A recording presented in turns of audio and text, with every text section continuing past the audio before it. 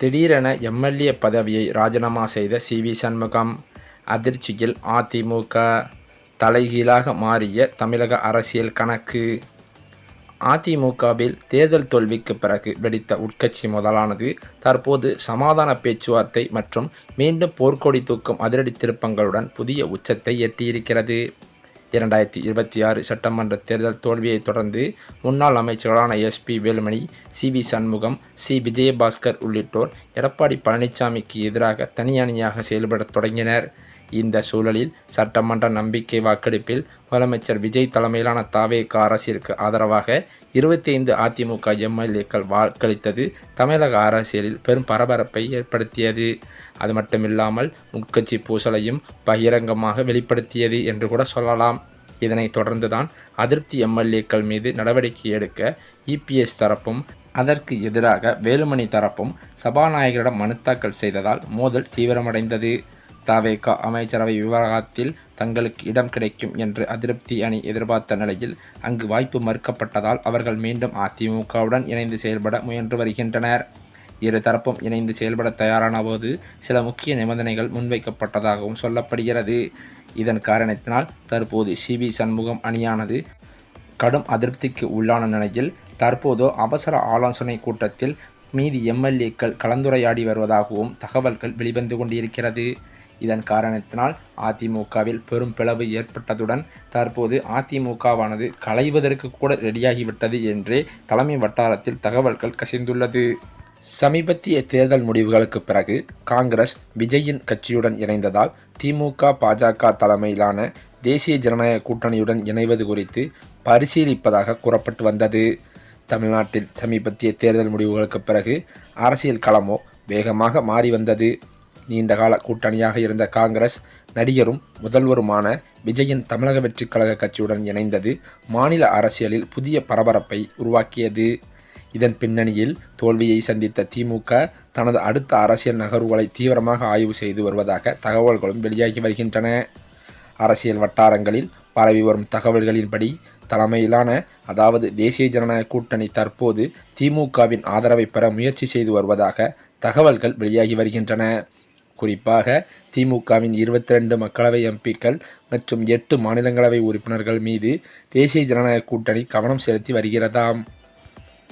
அது மட்டுமில்லாமல் நாடாளுமன்றத்தில் வலுவான பெரும்பான்மையை உறுதி செய்ய இந்த ஆதரவை முக்கியமாக பார்க்க வேண்டும் என்று டெல்லி அரசியல் வட்டாரங்கள் கூறி வருகின்றன. காங்கிரசுடன் ஏற்பட்டுள்ள உறவு முறிவு தற்போது வெளிப்படையாக மாறியுள்ளதாகவும் கூறப்படுகிறது. மக்களவையில் அதாவது ஒதுக்க வேண்டும் என்று தனி இருக்கை வேண்டும் என்று திமுக சபாநாயகருக்கு கடிதம் எழுதியிருப்பது முக்கியமாகவே சுட்டிக்காட்டப்படுகிறது. மேலும் இதன் காரணத்தினால் தமிழக அரசியலில் புதிய கூட்டணி கணக்குகள் குறித்து பல்வேறு விவாதங்கள் தீவிரமடைந்து வருவதாக தகவல்கள் வெளியாகி வருகின்றன. ஆனால் திமுக நேரடியாக என்.டி.ஏவில் இணைவதற்கு சனாதனம் விவகாரம் பெரிய சவாலாக இருக்கலாம் என அரசியல் பார்வையாளர்கள் கருதி வருகின்றனர். குறிப்பாக உதயநிதி ஸ்டாலின் முன்பு சனாதன தர்மத்தை டெங்கு, மலேரியா போன்ற நோய்களுடன் ஒப்பிட்டு பேசியது நாடு முழுவதும் சர்ச்சையை ஏற்படுத்தியது. அந்த கருத்தினை பாஜக கடுமையாக எதிர்த்ததும் குறிப்பிடத்தக்கது. இதன் காரணத்தினால் திமுகவை முழுமையாக கூட்டணிக்குள் கொண்டு வருவதற்கு பதிலாக குறிப்பிட்ட சட்ட மசோதாக்கள் அல்லது வாக்கெடுப்புகளில் வெளிப்புற ஆதரவை பெறும் வாய்ப்புகள் குறித்து ஆலோசனைகள் நடத்தி வருகின்றன. வாஜ்பாய் ஆட்சி காலத்தில் கூட்டணியில் இருந்த திமுக மீண்டும் அந்த அணிக்குள் வருமா என்ற கேள்வி தற்போது தமிழக அரசியலில் மிகப்பெரிய விவாதமாகவே மாறியிருப்பதும் குறிப்பிடத்தக்கது.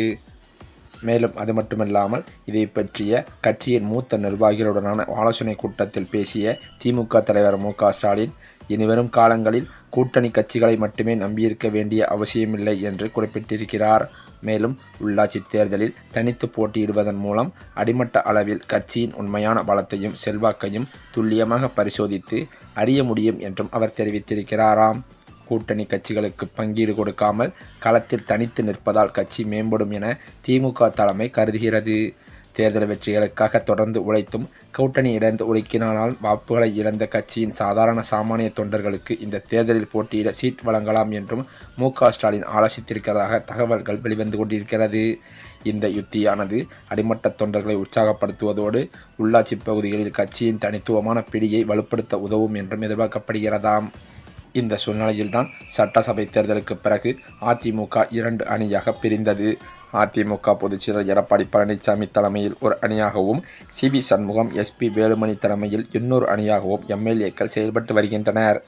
இந்த நிலையில்தான் முதல்வர் விஜய் அமைச்சர் பதவி வழங்காததால் சிவி சண்முகம், எஸ்பி வேலுமணி அணி ஏமாற்றமடைந்துள்ளது.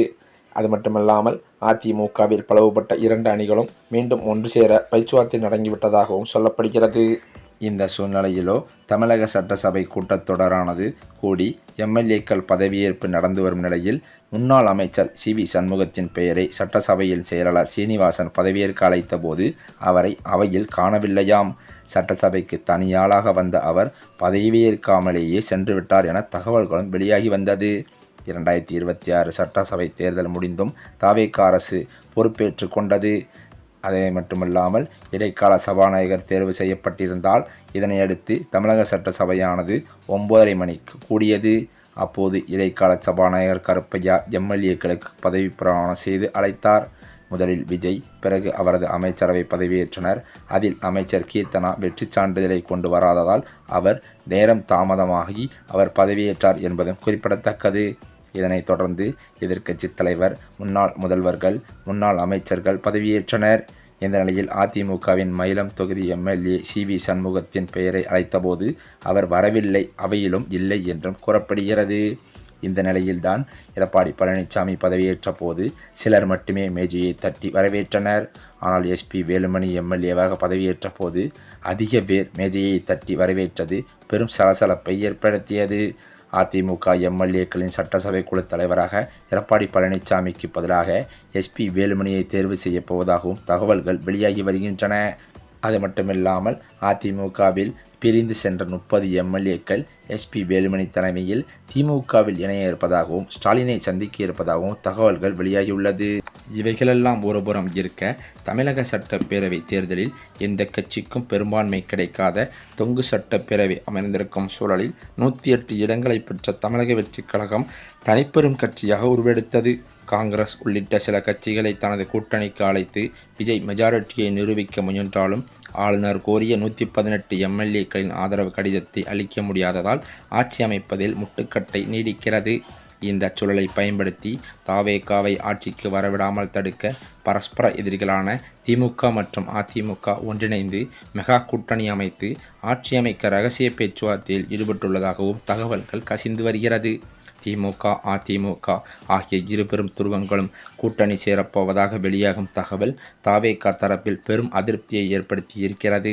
ஒருவேளை மக்களின் தீர்ப்பிற்கு எதிராக தார்மீக நெறிகளை மீறி இரு கட்சிகளும் கூட்டணி அமைத்தால் ஜனநாயக படுகொலைக்கு எதிர்ப்பு தெரிவிக்கும் வகையில் தவேகாவானது அது எம்எல்ஏக்கள் 108 பேரும் ஒட்டுமொத்தமாக பதவியை ராஜினாமா செய்ய தயாராகி வருவதாகவும் கூறப்படுகிறது.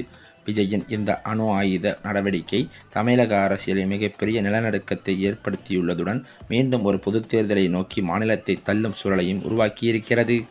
மேலும் அது மட்டுமில்லாமல் தமிழக அரசியலில் பெரும் எதிர்பார்ப்பை ஏற்படுத்தியுள்ள தவேகாவின் எழுச்சி பிரதான எதிர்க்கட்சியான அதிமுகவிற்கு புதிய விவாதங்களை கிளப்பியிருக்கிறது.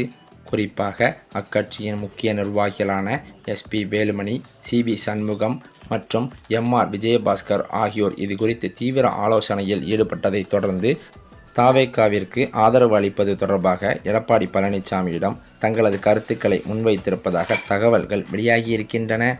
விஜய் தலைமையிலான இந்த புதிய அரசியல் வருகை ஆளுங்கட்சிக்கு எதிரான வாக்குகளை ஒருங்கிணைக்க உதவும் என்ற நோக்கில் அதிமுகவினர் மத்தியில் ஆர்வம் காணப்பட்டாலும் இது கூட்டணியா அல்லது தார்மீக ஆதரவா என்பது குறித்த அதிகாரப்பூர்வ நிலைப்பாட்டை அதிமுக தலைமை இன்னும் உறுதிப்படுத்தவில்லை. இருப்பினும் கட்சி மேலிடத்தின் இந்த நகர்வுகள் தமிழக அரசியலில் ஒரு புதிய திருப்பத்தை ஏற்படுத்தும் என கருதப்படுவதால் அதிமுகவின் இறுதி முடிவுக்காக அரசியல் நோக்கர்களும் தொண்டர்களும் மிகுந்த ஆர்வத்துடன் காத்திருக்கின்றனர். இந்த சூழ்நிலையில்தான் இன்றைய தினமானது அதிமுகவில் இருக்கும் 3 எம்எல்ஏக்கள் பதவியை ராஜினாமா செய்துவிட்டு தமிழக வெற்றிக் கழகத்தில் இணைந்திருப்பது பெரும் அதிர்ச்சியை ஏற்படுத்தியுள்ளது.